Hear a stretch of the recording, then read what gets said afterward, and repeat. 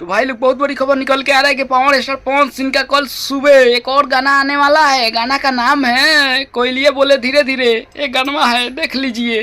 Power star Pawan Singh साहब form में आ गए हैं। रोजीना एक गाना आ रहा है उनका नवरात्र में, देख रहे हैं ना। आज 5वां दिन है नवरात्र का, 5 गाना आ चुका है।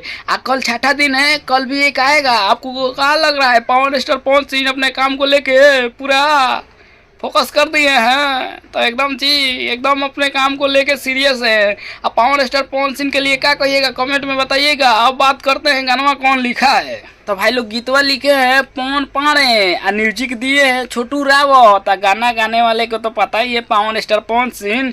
हमको तो लग रहा है पावर स्टार पवन सिंह छोटे मोटे गायकार लोग को आगे नहीं बढ़ने देंगे, क्योंकि नवरात्र में हर दिन उनका एक गाना आ रहा है। 9 दिन में लग रहा है 9 गाना निकाल देंगे। ए हिसाब से चलेंगे तो भाई लोग निकाल देंगे नहीं। रोजीना एक गाना आ रहा है देवी माँ का। तो आप लोगों को क्या लग रहा है? पावर स्टार पवन सिंह अपने काम को लेके पूरा सीरियस हैं? तो जरूर कमेंट करके बताइएगा। पावर स्टार पवन सिंह का आप लोग फैन हैं तो जरूर लाइक सब्सक्राइब कीजिए। तब मिलते हैं हम अगला वीडियो में, तब तक के लिए गुड बाय।